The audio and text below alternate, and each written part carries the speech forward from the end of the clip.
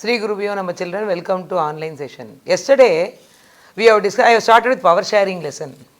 Yesterday, we have discussed two different countries. I told why power sharing is very, very important. I told you that power sharing helps us to sustain democracy, helps the government to sustain the democracy.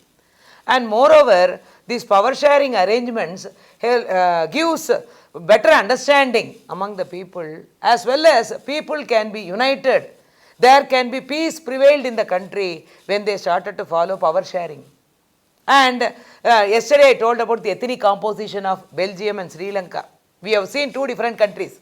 Both are democratic countries. And we have seen the diverse population in both the countries. And today we are going to see how each country, what are the, how they have accommodated different groups in the country, and what are the various constitutional arrangements they have made in order to bring the people together, in order to unite the people, in order to develop peace in the country, in order to enable national integration of the country. So one by one we are going to see in detail. To start with, I am going to start with Sri Lanka. Already I told about the Sri Lanka, ethnic composition of Sri Lanka we have discussed yesterday. That is, the majority of the people in Sri Lanka were Sinhala speaking people. They were 74%, yesterday we have discussed. And there were Tamil groups, two different Tamil groups. Sri Lankan Tamils and Indian Tamils. Who were Sri Lankan Tamils, I told you? Tamil natives of Sri Lanka. The Tamil natives who are in Sri Lanka, we can call them as Sri Lankan Tamils. How many percentage they constituted? 13%. And there were other group, we can call it as Indian Tamils. Who were these Indian Tamils? These Indian Tamils whose forefathers, they came as industrial plantation workers during the colonial rule in India. How many percentage they constituted? 5%. And out of 192% got over, and I told that the remaining, 8%, out of 8%, 7% were Christians, who were both Tamil as well as Sinhala. And there were 1% Muslims also. So up to that we have completed yesterday. Today we are going to see about Sri Lanka, what has happened, what is majoritarianism, how they practiced majoritarianism in Sri Lanka, and what is majoritarianism, and what are the various policies put forth by the Buddhist leaders who were Sinhala speaking people, and how these policies favored only a particular group of people in the society, in the country, and how these policies created alienation, feeling of alienation in the minds of other set of people. We are going to see everything in detail. Shall we go, children? Shall we go inside the lesson? Shall we go inside the topic now? So, majoritarianism. So, what is majoritarianism? Actually, majoritarianism is nothing but the majority people,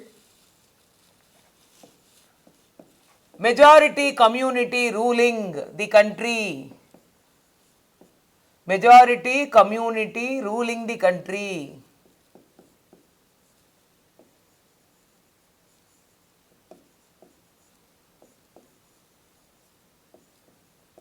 Majority community ruling the country in whichever way they want.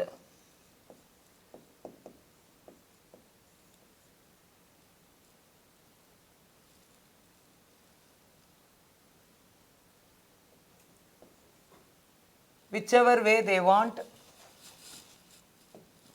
So majority community, whichever way they want, they will rule the country.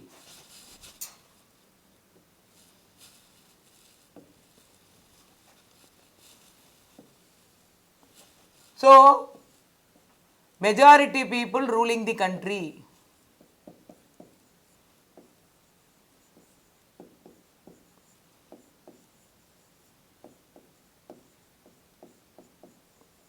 Disregarding the wishes of minority.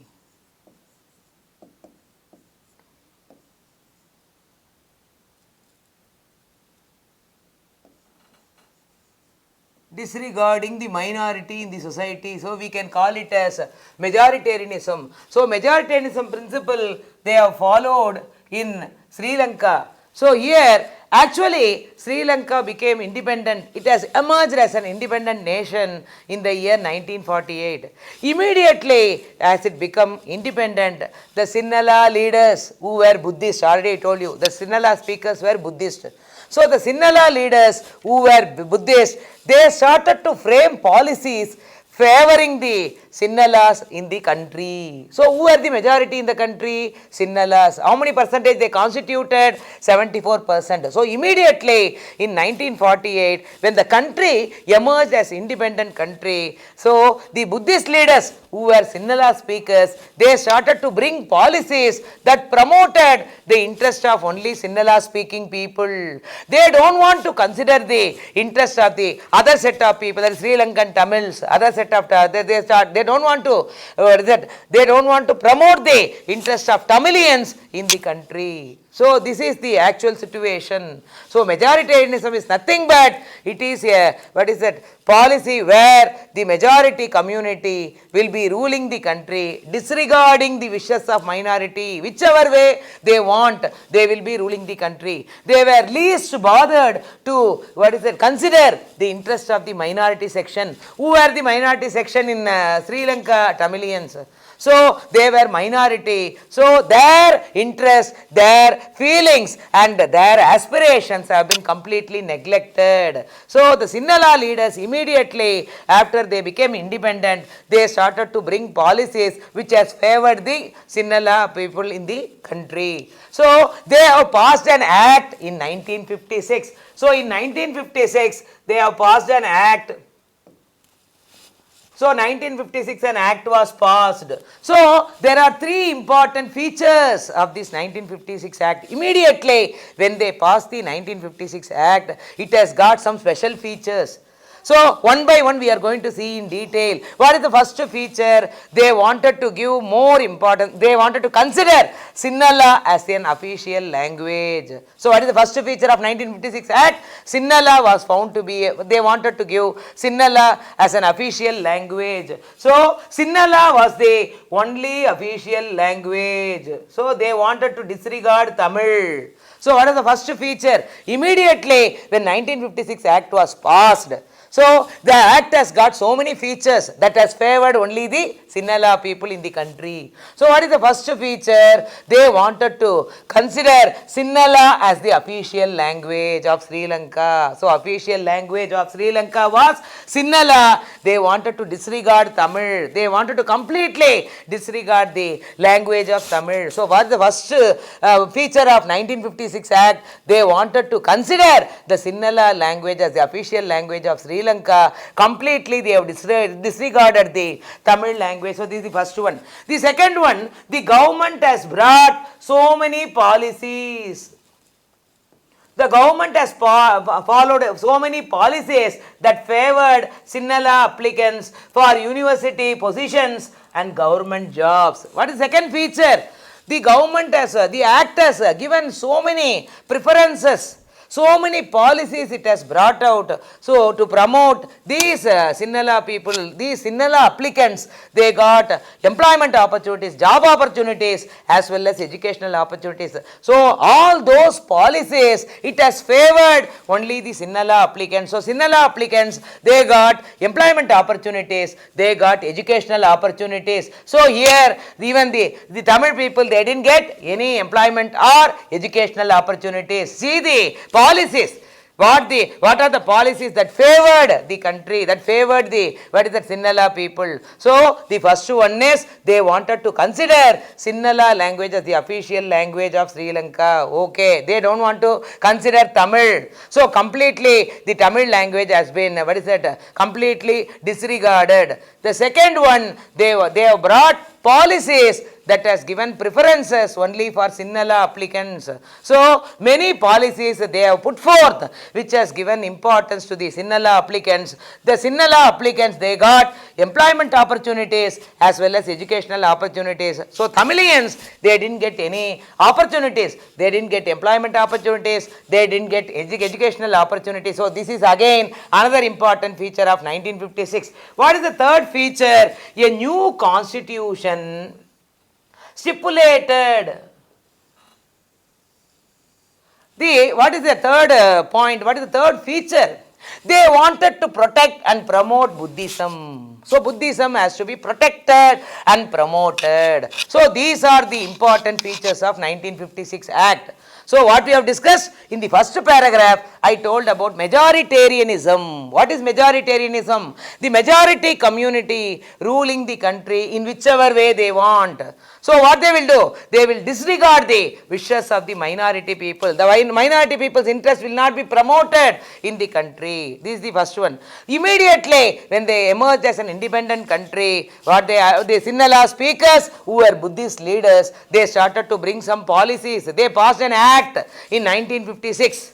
And this act completely favored for Sinhalas in the country. So what is the first feature? I told that Sinhala should be considered as the official language in Sri Lanka. So they wanted to give the official language status to Sinhala because they are the majority. So they wanted to completely disregard the Tamil language. So this is the first one. What is the second point I told you? All those policies what the government has brought, it has favored only the Sinhala applicants. That is, Sinhala people, they got more employment opportunities and educational opportunities. All those policies favored only the Sinhala applicants. So they got more employment opportunities and educational opportunities. What is the third main point?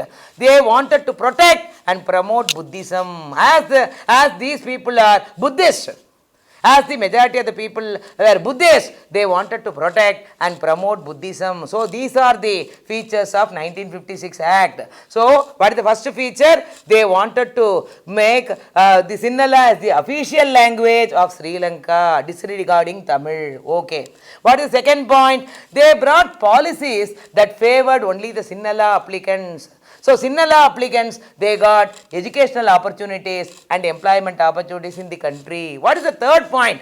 As these Sinhala speakers were Buddhist, so they wanted to promote and they wanted to protect Buddhism. So these are the features of 1956 Act. They will be asking you this question, very, very important question in the board. What are the features of 1956 Act?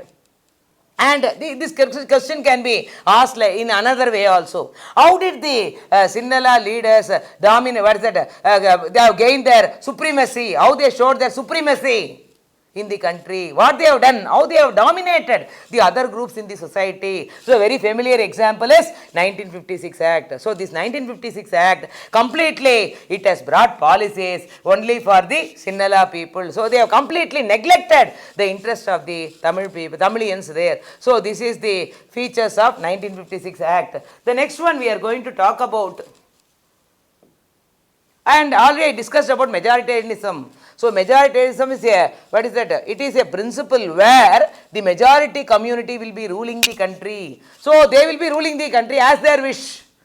They will be completely disregarding the wishes of the minority people. The minority people's interest will not be promoted. Their interest, aspirations and their ideas will be completely ignored in the society. So that is the meaning of majoritarianism. We are going to move further. And all these policies, what the government has brought, so completely it has developed a feeling of alienation in the minds of the people. Who are the aliens? The people, those who feel that they are strange in the society, they are unknown in the society. They are, what is that? They are not familiar in the society. We can call them as aliens. So here, as the government has brought policies favoring the Sinhalas, so the Tamilians, what happened? They felt alienated. They started to feel that they are strange in the society. They are, what is that? Not familiar in the society. Their ideas, beliefs and aspirations has been completely ignored in the society. So they thought that they are strange people in the society. So when majoritarianism principle has been followed in Sri Lanka, the Tamilians, they had a feeling of alienation. So what they thought, their interests, their ideas, their beliefs have been completely ignored in the country. So what were their ideas, what they wanted in the country? They wanted to consider their religion, they wanted their religion should be given importance. They wanted to get regional autonomy. Already yesterday I told about what is that? These Sri Lankan Tamils where they have concentrated in the north and eastern part of Sri Lanka.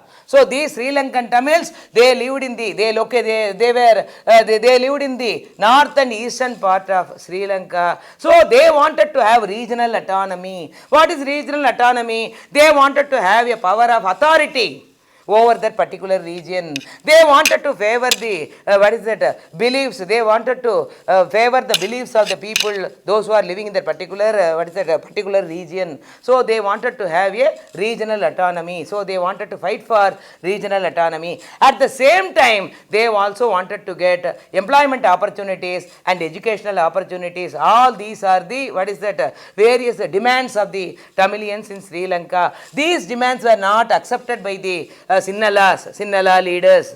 That's why the people, they started to raise against the government.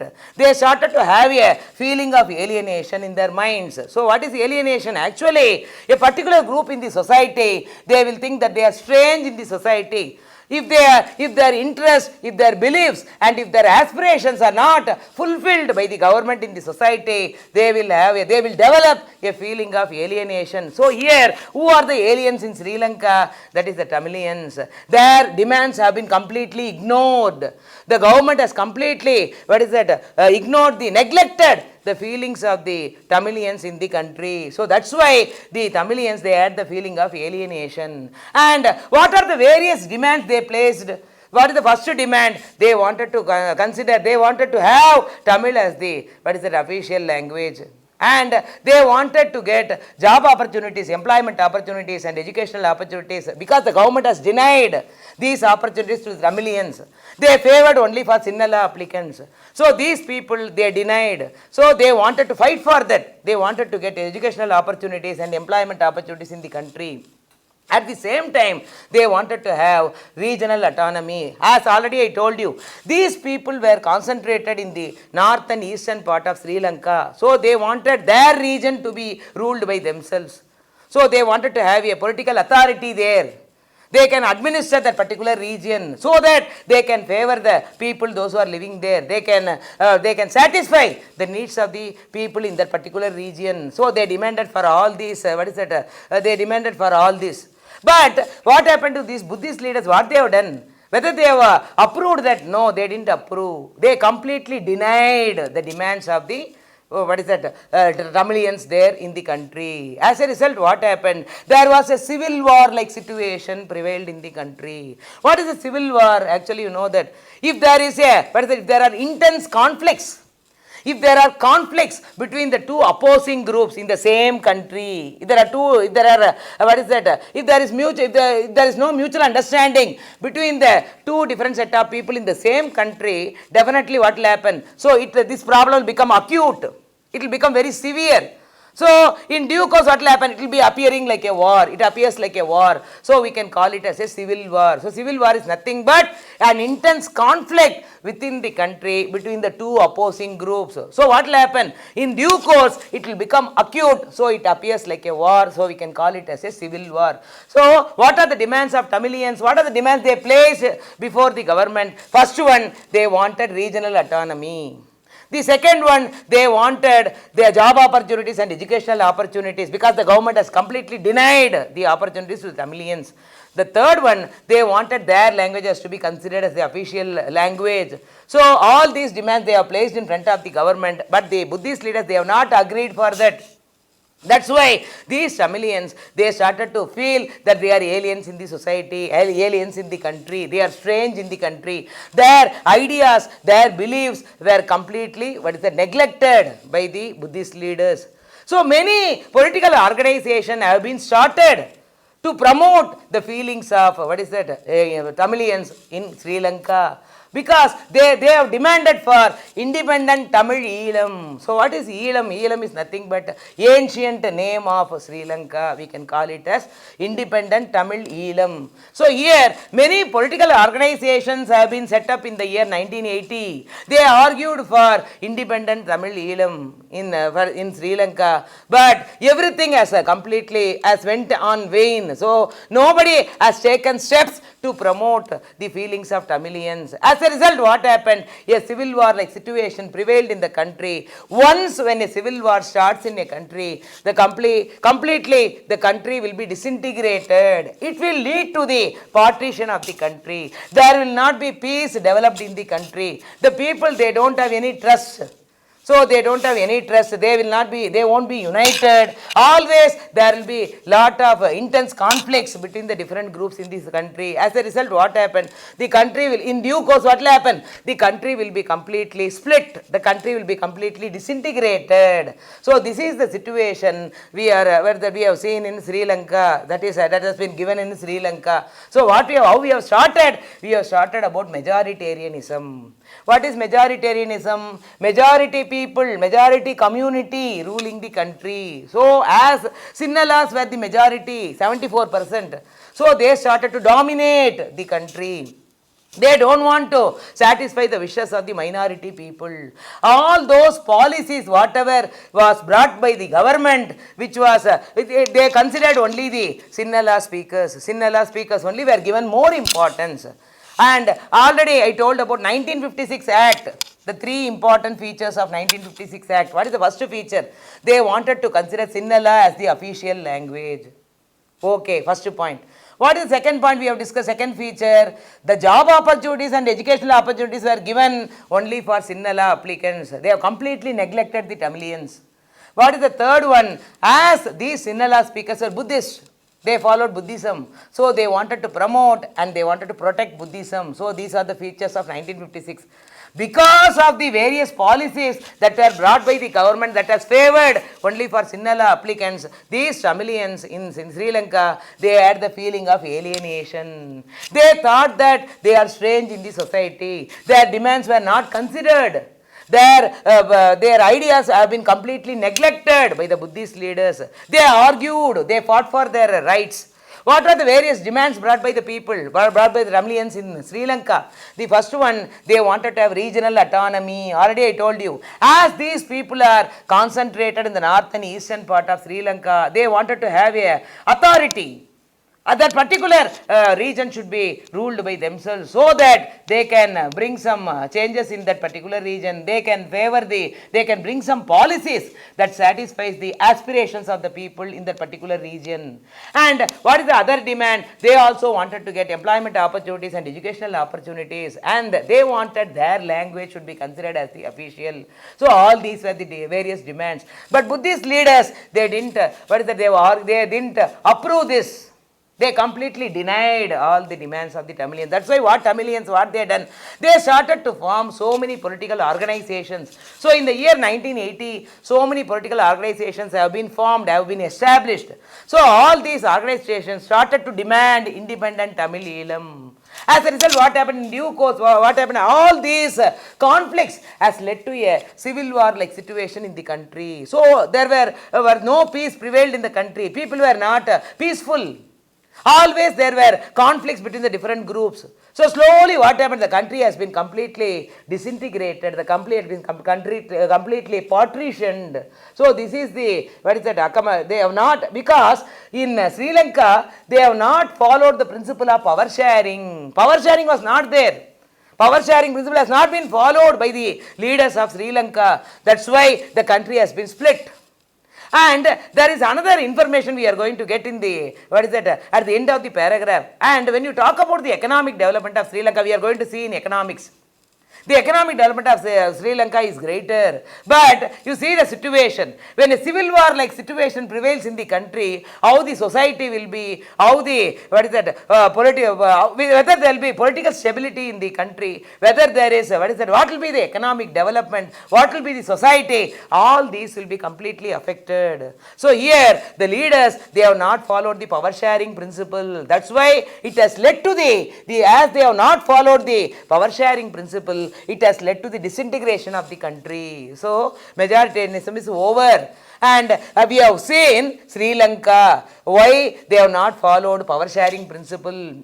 And what happened, as they have not followed the power sharing principle, what happened at the end? The country has been completely partitioned. The country has been completely split. There was no peace prevailed in the country. The people, they were not able to live together. They were not united. So all this has led to the civil war like situation that has broken the, that has disintegrated the country, that has split the country. So now I am going to read the page now. All these government measures coming one after the other gradually increase the feeling of alienation among the Sri Lankan Tamils. So Sri Lankan Tamils, they started to feel that they are aliens, they are strange in the society because their policies, their ideas, their feelings were neglected by the government, by the Sri Lankan government. That's why they started to feel that they are strange in the society. They felt that none of the major political parties led by the Buddhist Sinhala leaders was sensitive to their language. They started to feel that these Buddhist, the parties that were ruling, that were ruling the country, the Buddhist leaders, they have not given importance to Tamil language as well as the culture of Tamil. They don't want to give importance to Tamil language as well as to the Tamil culture. So this is the problem they face. That's why the people, the Tamilians, they had the feeling of alienation. Next, as our people were very sensitive about their language and culture, when the government is not, not listening, when the government is not giving preference to their language and culture, they started to feel that they are aliens. They started to feel that they are strange in the country. They are unfamiliar in the country. They felt that the constitution between the Sinhala and Tamil communities strained over time. So what happened? So it has the different communities, that is the relation between the two different communities. Who are they? One is Sinhala, the other one is Tamilians. It has become very worse. They don't have peaceful relation. There was no mutual understanding. So if this is a case, what we can see in the country? There will not be peace in the country. People always, there will be, there will be a lot of confusion. Intense conflicts will be there. Completely, in due course, what will happen? If it continues like this, the country will be completely split. It will be disintegrated.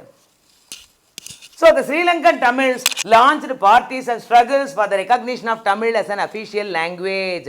On the other hand, what the Tamilians, what they have done? They started to recognize, they wanted to get recognition for their language, for their culture. So they started to form so many political organizations. They demanded regional autonomy. Already I told about regional autonomy. They wanted to have a complete authority over that particular region. So they wanted regional autonomy and equality of opportunities that was completely denied by the government. The government has not done anything for the Tamilians. They have not provided educational opportunities and employment opportunities. That's why these people, they had a strange feeling. So here, what they have argued for, they wanted to get equal job opportunities and educational opportunities. But their demand for more autonomy to provinces populated by the Tamils were repeatedly denied. As they demanded for regional autonomy, all these have been completely denied by the Buddhist leaders. They didn't agree for this. Completely they have denied this. By 1980s, several political organizations were formed. Many political organizations were formed demanding an independent Tamil Eelam. So many political organizations has been established in the year 1980 which has demanded for independent Tamil Eelam in northern as well as eastern part of Sri Lanka, because these Sri Lankan Tamils we can see in the north where they have concentrated. Actually they were in the north and eastern part of Sri Lanka. So they demanded for regional autonomy. So regional autonomy, this demand has been completely denied to the Tamilians. And so many political organizations came and they started to fight for the demands of independent Tamil Eelam. And these, the distrust, what is that? The distrust, what is that? There is no trust. There is no mutual understanding between the different communities in Sri Lanka, is it not? One set of people are Sinhalas. The other set of people are Tamilians. There was no mutual understanding. Always they will be fighting among themselves. Is it not? One side, one set of people, they were considering themselves as strange. They were considering themselves as aliens because their feelings were not, were not considered in the country. So there was a, what is that, distrust between the different communities. There was no trust among the different groups in the society. If that is the case, what will happen? Completely, peace will not be prevailed in the country. There will not be peace developed in the country. In due course, what will happen? It will lead to the disintegration. So here, it soon turned into a civil war. I already told about civil war. So what is the civil war?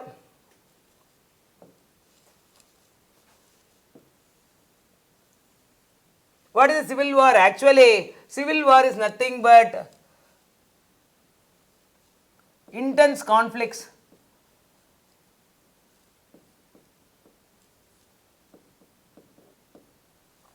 between the two groups.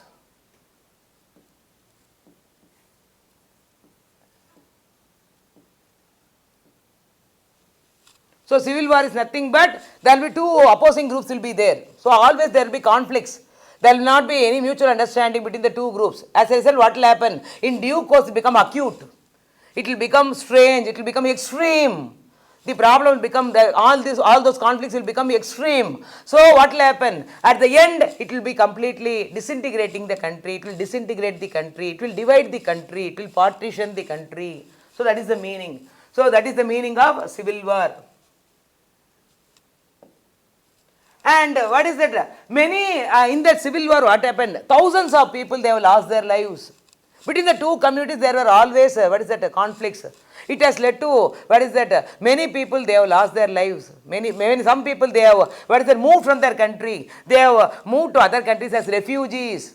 So this is the condition that has taken place that we have seen in Sri Lanka. So that is the horrible, miserable condition of Tamilians in Sri Lanka.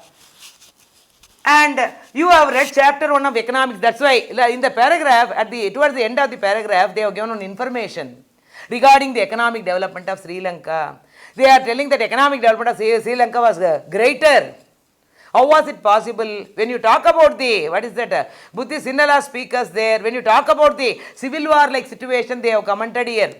When there is a civil war like situation in the country, how the politics will be, how the society will be, how the economic development will be, completely, we cannot see all the developments of all this. But we have got a record in economics. First lesson we are going to see in economics, where we are going to comment about the economic development of Sri Lanka, greater economic development of Sri Lanka. The next one, we are going to talk about another important country. Already we have discussed Sri Lanka. Now we are going to talk about Belgium. So Belgium is a small country. It is also a democratic country. We are going to see in Sri Lanka what happened. The leaders, they have not involved in power sharing principles. They have not agreed for power sharing principles. That's why what happened? The country has been completely split. The country has been completely partitioned.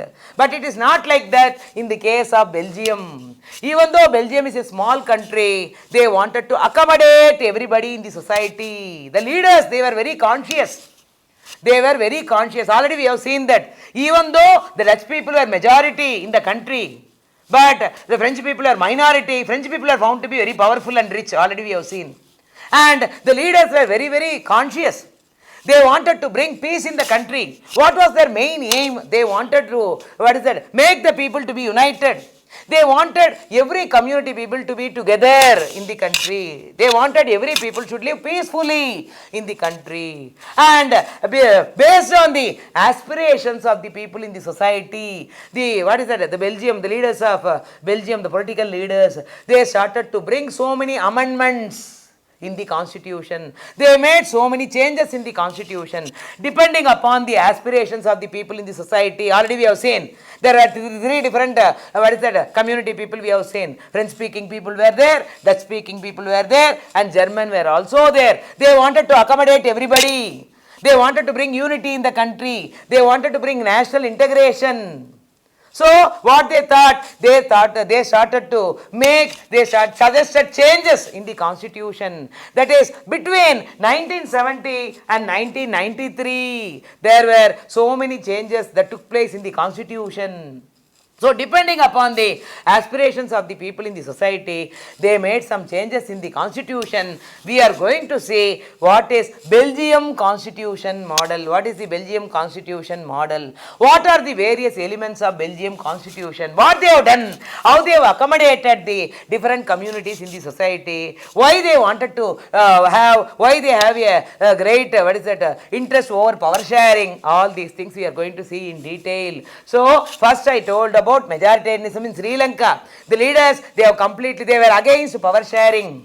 That's why the country has led to the disintegration. Now we are going to talk about another country, Belgium. It is a small country. It is also a democratic country. In Belgium, I already told you, there are different ethnic groups. We have seen Dutch people were there, French people were there, and German were also there. The leaders were very conscious. The political leaders were very conscious.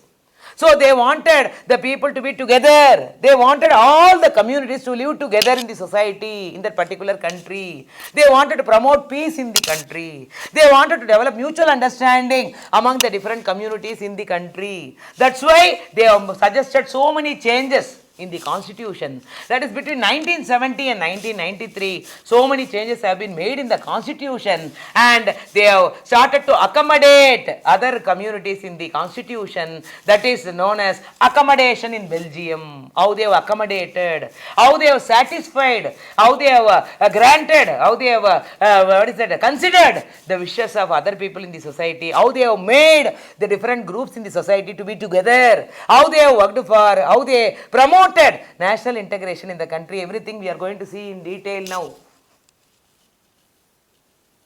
So, between 1970 and 1993, there were so many changes in the constitution, because depending upon the aspirations of the people in the society, they started to bring some changes, and finally, the Belgium constitution model has been suggested. And in the Belgium constitution model, when you talk about the Belgium constitution model, so it was very innovative. The ideas that were given in the Belgium constitution model was very innovative. So, even the other European countries, they started to follow this constitution. So it has the Belgium has started to manage.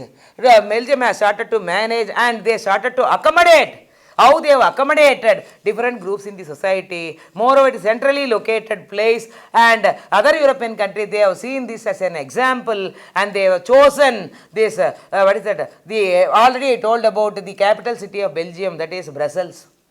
Why Brussels has been considered as headquarters of European Union? Because we are going to see that this Belgium constitution model, it has accommodated everybody in the society. It has accommodated different ethnic groups in the society. The ideas were very innovative. That's why other European countries also, they wanted to follow this. That's why they have chosen as headquarters of Brussels, as headquarters of European Union. We are going to see now. What are the various elements of Belgium constitution model? The first one is, the constitution prescribes what was there in the constitution, what the constitution tells. The first point, the number of French speaking and Dutch speaking ministers should be equal in the central government. Already we have seen who are the two different set of people there. One set of people were Dutch, other set of people were French. So there should be equal number of ministers of both and Dutch speaking people in the central government. The number of Dutch speaking and French speaking ministers should be equal in the central government. So this is the first point.